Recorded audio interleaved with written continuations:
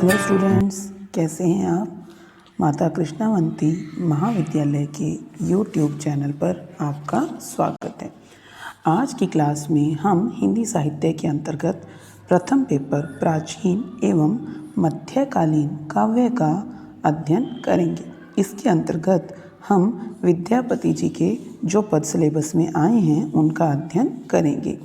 विद्यापति जी को जिस रचना ने अमृत प्रदान किया वह है विद्यापति पदावली, जो कि मैथिल भाषा में रचित है। मैथिल भाषा में विद्यापति ने जिन पदों की रचना की वो सारे पद पदावली के अंतर्गत संग्रहित हैं और उनमें से कुछ पद आपके सिलेबस में दिए गए हैं, जिनमें कि पहला पद है वंदना। यह पद जो है विद्यापति पदावली से ही संग्रहित है। इस पद में शिवजी के अर्धनारीश्वर रूप का वर्णन किया गया है, जिसमें कि आधा शरीर शिव का तथा आधा पार्वती का है। अर्धनारीश्वर रूप दोनों की विशेषताओं से ही युक्त है।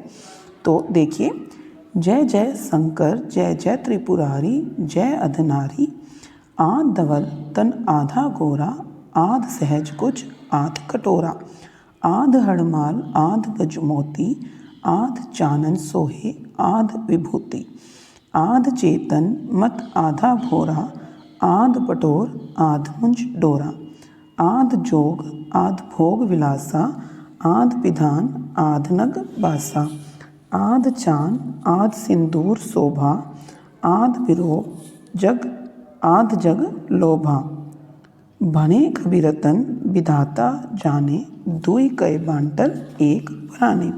इसका आशय है, जैसे प्रथम पंक्ति है, जय जय शंकर जय जय त्रिपुरारी जय आधनारी, मतलब हे शंकर तुम्हारी जय हो, हे त्रिपुरारी तुम्हारी जय हो, अर्धनारीश्वर की भी जय हो। अर्धनारी मीन्स अर्धनारीश्वर।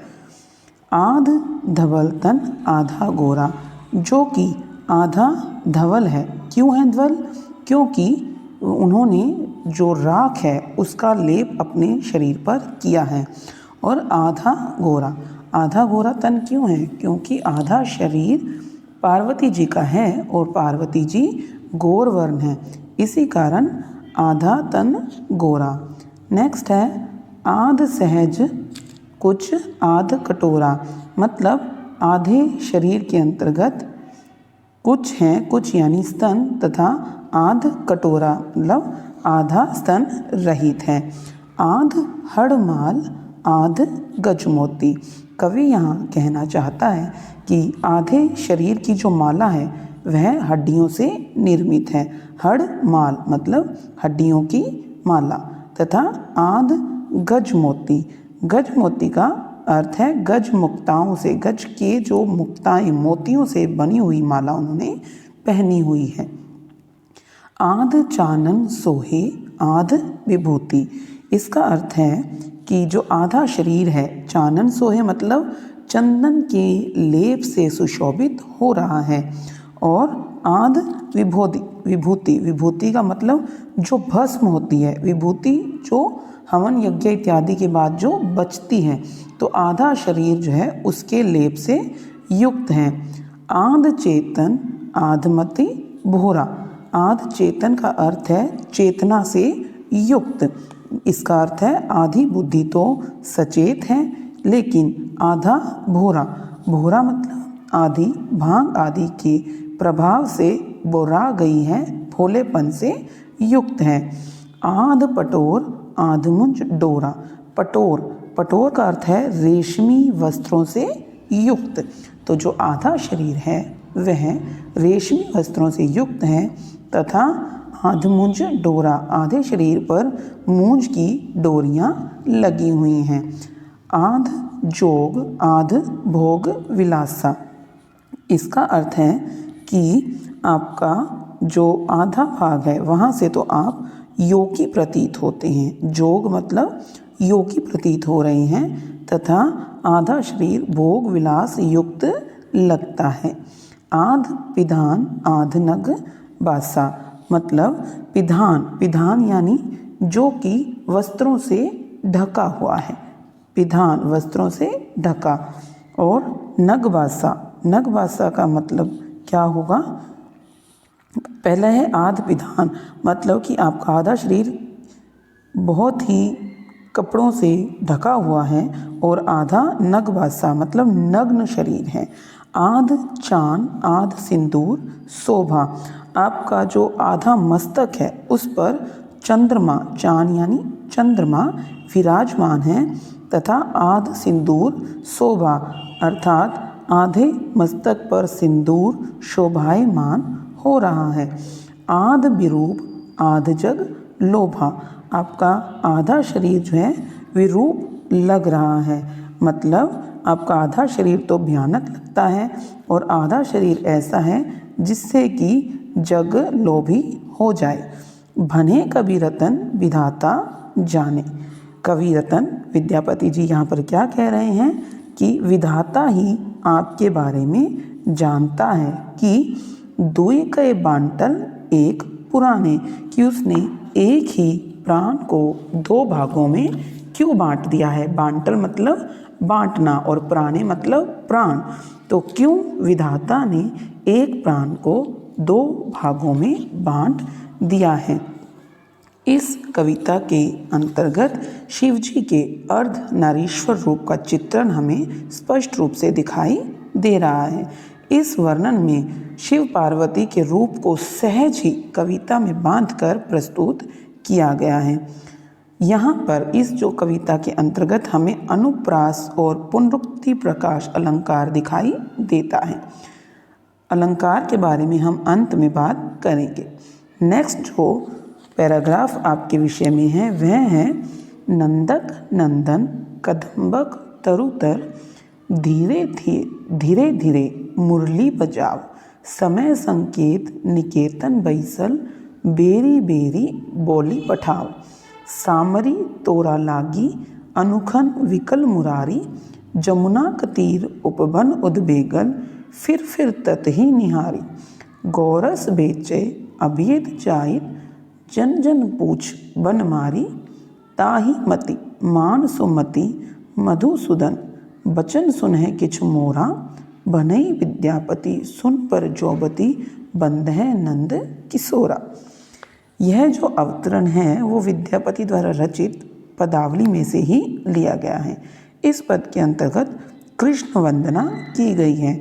इसमें बताया गया है कि श्री कृष्ण एक निश्चित स्थान पर राधा जी की प्रतीक्षा कर रहे हैं और राधा के न पहुंचने पर उद्विग्न अर्थात व्याकुल हो रहे हैं, और श्री कृष्ण की इसी व्याकुलता को उनकी कोई सखी राधा से कह रही है। तो क्या कह रही है?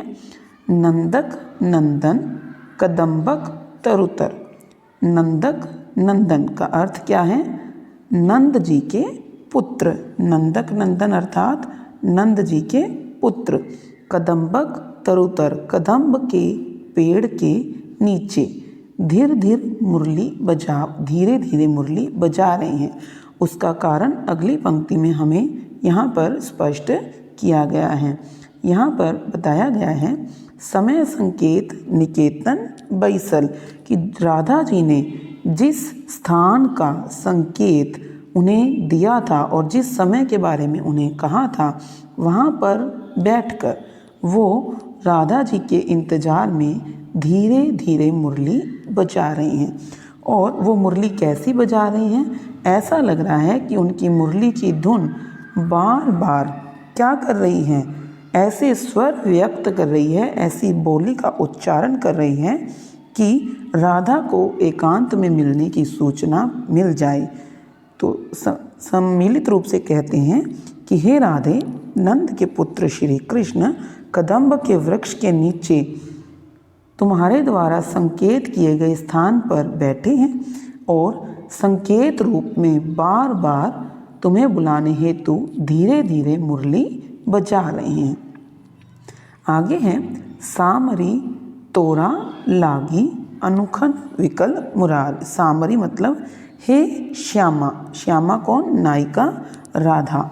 श्यामा उसे कहा जाता है जो कि ग्रीष्म काल में तो शीतल होती है और शीतकाल में उष्ण होती है। वह जिसका स्वर्णिम शरीर है। तो हे सामरी अर्थात राधा जी को संबोधित करते हुए कह रही है कि हे श्यामा, तोरा लागी अनुखन विकल मुरार, तुम में अनुरक्त होकर तुम्हारे ही ध्यान में लगकर तुमसे मिलने के लिए श्री कृष्ण प्रतिक्षण अनुखन प्रतिक्षण विकल हो रहे हैं। हे श्यामा, तुमसे मिलने के लिए श्री कृष्ण प्रतिक्षण विकल हो रहे हैं। जमुना का तीर उपवन उपवेगल, तीर मतलब किनारा, जमुना के किनारे पर जो उपवन है वहाँ पर वे उद्विग्न होकर, उद्वेगल मतलब उद्विग्न होकर फिर ततही निहार, फिर ततही निहार का मतलब उस ओर बार बार देखते हैं। ततही मतलब उस ओर, निहार मतलब देखते हैं। मतलब जमुना के तीर पर स्थित उपवन की ओर बार बार वे उद्विग्न होकर निहार रहे हैं। गोरस बेचे अबियत जाइत, जन जन पूछ बन मार। गोरस बेचने, इसका अर्थ यह है कि दही बेचकर जो भी अबियत जाइत आती जाती प्रत्येक नारी से वो तुम्हारे विषय में ही पूछ रहे हैं। जन जन पूछ बनवार मतलब प्रत्येक से श्री कृष्ण तुम्हारे बारे में पूछ रहे हैं। बनमारी यहाँ पर श्री कृष्ण को ही कहा गया है। ताही मत मान सुमति मधुसुनन, वह कह रही है कि हे राधा, तुम मेरी छोटी सी बात सुनो, वचन सुनो किछ मोरा, अर्थात तुम मेरी यह बात सुनो कि ताही मतिमान, तुम अत्यंत ही मतिमान हो। मतिमान का अर्थ है कि तुम बहुत ही बुद्धिमती हो। सुमति मधुसूदन, तो श्री कृष्ण भी अत्यंत ही बुद्धिमान हैं। बनई विद्यापति सुनबर जौबती, इसका अर्थ है कि विद्यापति कह रहे हैं सुंदरियों में श्रेष्ठ राधे, बनई विद्यापति सुनबर जौबती, बंधे नंद किशोरा। मेरी बात सुनो, तुम श्री कृष्ण की वंदना करो, अर्थात उनके पास जाकर निश्चित स्थान पर मिलो। तो इस पद्य के अंतर्गत यह जो पद है वह कवि ने सखी के द्वारा राधा जी को संदेश दिया है। इसके अंतर्गत आराध्य की वंदना के साथ साथ प्रतिपाद्य विषय का भी संकेत किया गया है। इसके अंतर्गत भी पुनरुक्ति प्रकाश तथा अनुप्रास अलंकार का प्रयोग किया गया है। तो अनुप्रास तथा पुनरुक्ति प्रकाश अलंकार जो हैं वो दोनों ही क्या हैं, शब्दालंकार के अंतर्गत आते हैं। अनुप्रास अलंकार तथा पुनरुक्ति प्रकाश अलंकार एक तरह के शब्दालंकार हैं, मतलब जिनके शब्दों के द्वारा अलंकार काव्य में आता है। जैसे ये है नंदक नंदन, और पिछले पैराग्राफ के अंतर्गत हमने पढ़ा था जय जय। तो ऐसे वर्ड्स जिनके की बार बार सेम शब्द की जब पुनरुक्ति हो रही है तो वहाँ पर कौन सा अलंकार आता है, पुनरुक्ति प्रकाश अलंकार। तथा जहाँ पर एक वर्ण की आवृत्ति हो, किसकी आवृत्ति हो, वर्ण की, वहाँ पर अनुप्रास अलंकार आता है। जैसे कि जय की बार बार आवृत्ति हो रही है, आद या आ की बार बार आवृत्ति हो रही है। इसके अलावा जब वाक्य के अंत में, लाइन के अंत में जब सेम आवृत्ति हो तो उसे भी अनुप्रास अलंकार के अंतर्गत रखा जाता है। जैसे कि मुरारी, निहारी, बनमारी, तो ये जो पीछे अलंकारी आप बार बार आपको री की साउंड जो दे रहे हैं, बजाव है, पठाव है, यहाँ पर आव की बार बार पुनरावृत्ति हो रही है, तो यह अनुप्रास अलंकार के अंतर्गत आता है। इस प्रकार हमारे इन दो पद्यों के अंतर्गत अनुप्रास तथा पुनरुक्ति प्रकाश अलंकार का प्रयोग किया गया है।